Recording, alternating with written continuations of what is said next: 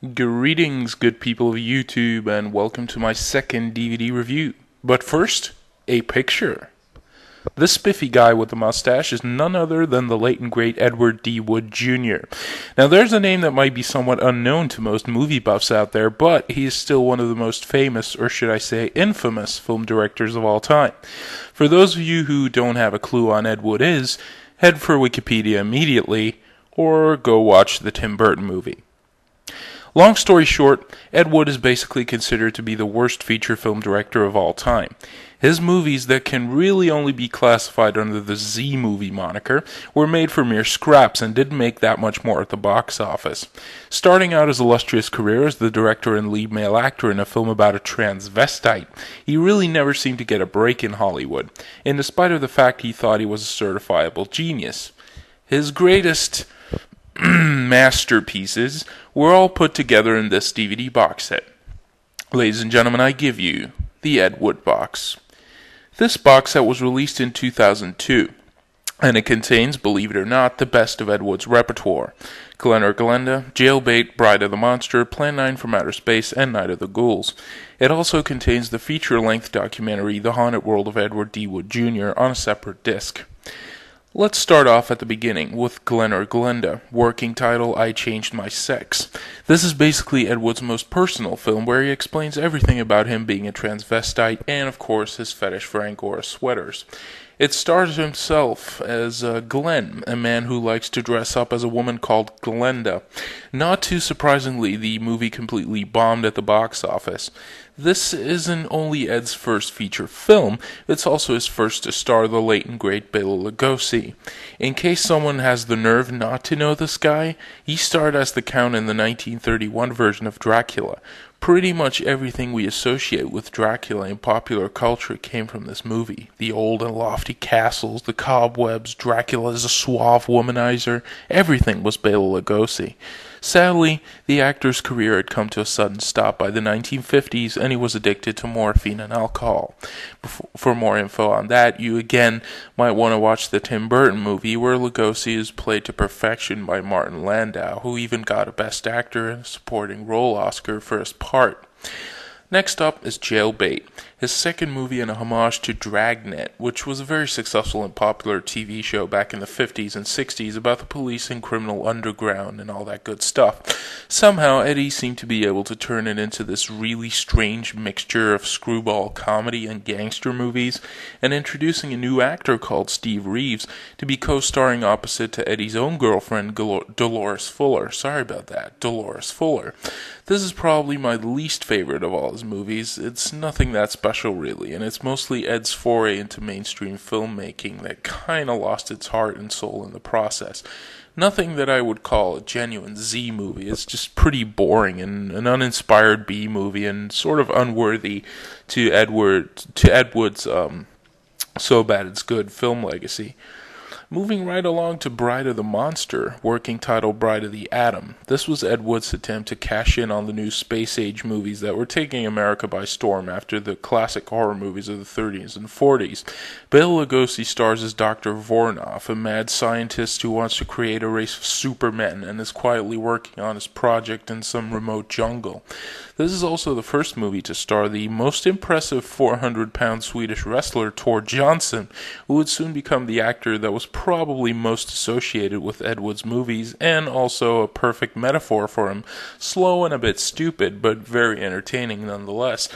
This movie might not be considered Ed Wood's masterpiece, if you can call any of his movies that, but probably contains the most famous and most often recited scene in all of his movies, the Atomic Superman speeches given by Bela Lugosi. I'll just leave you guys to watch that one before moving on to our next movie. Home.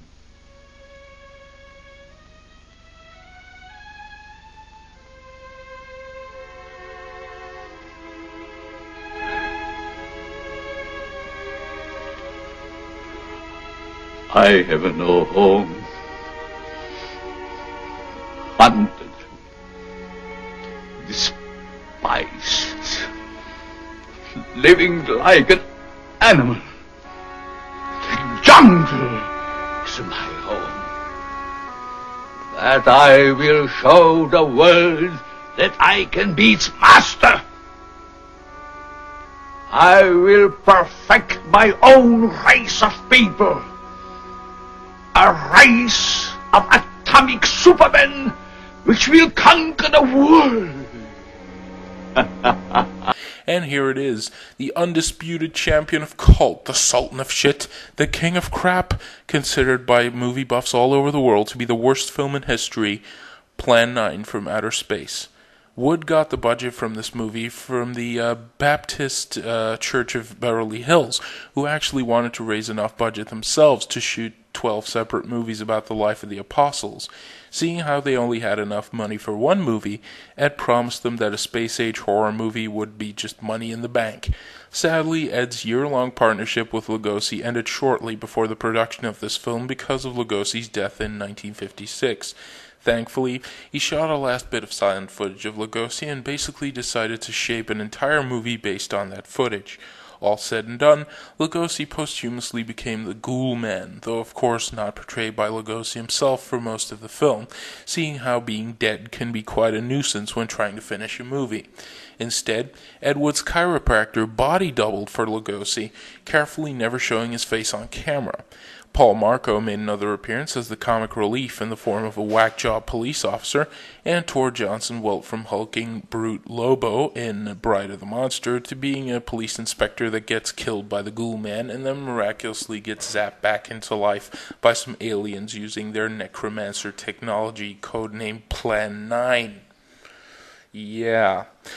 Making her first and final appearance in an Ed Wood film was former horror star Vampira, who just got fired from the TV station she worked for, where she hosted all the classic monster movies from the 30s and 40s. This delightful mishmash is often called Eddie Citizen Kane, and I guess that's a fitting nickname, really, because let's not forget that Citizen Kane was a complete bomb at the box office at first. After Plan 9 turned out to be a complete and utter failure, things looked grim for Eddie. He directed one last space-age Z movie before plummeting into a world of alcoholism and hardcore nudie pictures.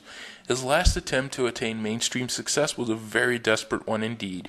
One cannot consider Night of the Ghouls to be anything else than an uninspired and hastily shot remake of Plan 9, and a worse one at that. Well, that's not completely true. It's more of a mix of both Bride of the Monster and Plan 9, but without Lugosi as the main support for the entire structure, the whole thing just collapsed like a deck of cards. The documentary included on the final disc is a great way to discover more about the life of this fascinating director, but you'll find out most of it if you've watched the featurette included on the Plan 9 disc. Technically, this DVD really doesn't have all that much to offer. There's no real efforts of restoration as far as I can see, and most of the discs simply contain the movie without any form of extras or even subtitles. Plan 9 does contain an extra featurette, and the Haunted World of Ed Wood disc does contain quite a few extra features, such as Crossroads of Laredo, the first short film he ever made. In other words, you really don't want to get this box if you're big on restoration and that sort of thing. Albeit pretty basic, the Ed Wood box is still most definitely the best collection of Ed Wood's finest. I highly recommend this box to any fan of B-movies that wants to look back at a time before all this inspirationless Hollywood bullshit hitting shelves everywhere.